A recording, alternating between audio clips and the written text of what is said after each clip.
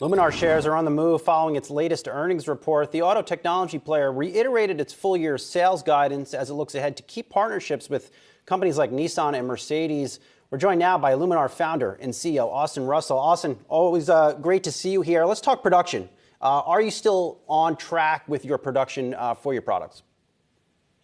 So I think one thing that we outlined at the beginning of the year that was great was these 4 key business milestones that we had to be able to track the progress throughout the year. So everything from Iris industrialization for series production to software, commercial programs, our forward-looking order book, and we're on track to meet or beat each of those 4 key milestones, as well as the overall financial guidance that we gave at the beginning of the year for everything that we set out. So we're really all in to make this happen. We're just hot off the heels of establishing this new partnership with Nissan as well.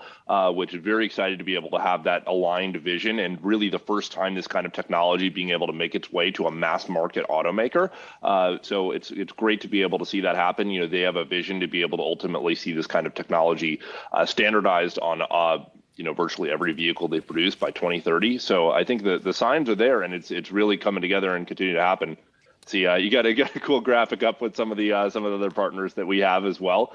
So we're focused heads down in execution like no tomorrow, and it's enabling us to actually now even and what we're doing now is we're actually going to be even increasing our series production capacity planning and some of the work that we're doing to be able to make sure that we can have that expanded capacity from just increased volume indications, everything that we have. So it's obviously it's a tough market, but with everything with Luminar and everything we got going on, it's as great as it could be. I mean, I've never had greater conviction for us in the company. Hey, Austin, we pull out all the stops from you. This ain't no bucket shop, my man. But look, let me follow up this. So you mentioned something. You mentioned something that caught my attention on the earnings call. I want to make sure I have it right. Did I get it right that you are not receiving compensation until your stock price reaches $50 a share? That is correct. That's 100% there. That's how much conviction I have. We're truly putting our money where the mouth is, so to say. So you're not getting a salary. You're not getting a salary. Nope. Forgoing any normal CEO salary, pay package, whatever it is, in favor of this, which would kick in at $50 per share. Forgive me, Austin. What are you living on? Sorry. I'm doing okay. Okay. We won't delve too deeply in that. Speaking of which, your stock is down again today following these results, right? And it looks like that the street is focused on the revenue miss in particular. What do you think happened there? Do you think it was a question of maybe you could have managed expectations a little bit better, or were there some unexpected things that cropped up in the quarter?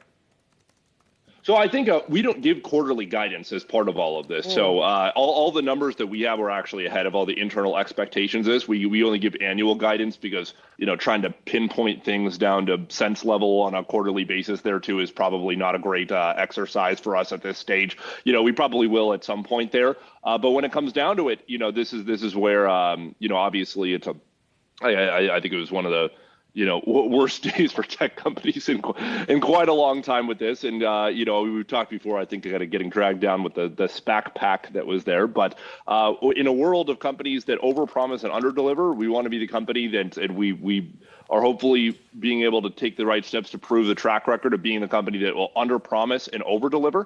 And that'll be absolutely critical, we think, to being able to build out this company and to be able to realize the amount of value that's there. So I think so you can speak to the conviction that's there, but I think it's fair to say that obviously you believe it's substantially undervalued at this stage, and probably some misperception there. So I think it's also fair to say that we're going to be buying back a heck of a lot more stock at this point here too at these levels. It's better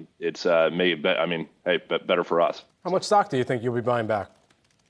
Our own. What's that? He doesn't know. I think it's a. Oh yeah, so I was saying for in terms of buying back, we'll be buying back our own stock as part of this. So we actually had something that we announced at the end of last year as part of a convertible transaction that would be able to enable us to repurchase as much as $300 million worth of stock as part of this. And I think we've been doing that, and we're going to continue actually doing more. Particularly, it makes it obviously very attractive at these levels. Austin, I may need a car within the next year and a half, 2 years, and I'm eyeing a Mercedes. I've been working hard the past decade. When might I see your technology in a Mercedes? So when it comes to vehicles, I think you're ultimately going to have to ask the OEM for the specific details on their launch timelines for all of the everything that goes into it. But I think it's fair to say that when it comes to this kind of tech being realized on vehicles into series production into consumers' hands, and being able to be launched with this is not something that's a long-term trajectory anymore. This is something that's starting to be measured in months rather than years. And so this is something that we couldn't be more excited about, to be able to see through the initial launch with this with Iris. And as you can see, the programs keep piling on and piling on and piling on. We're now working with as noted, the majority of major automakers, from at some stage of development or even series production for this. So but really look forward to the introduction of the first capability of its kind out of consumer vehicles into consumers' hands in the relatively near future. Long-term goal, $100 bill of materials target. What does that timeline look like? Yeah, so the timeline for that, I mean, this is what we outlined as kind of a multi-year type journey for this, of when you really get into the millions of units quantity and scale for this.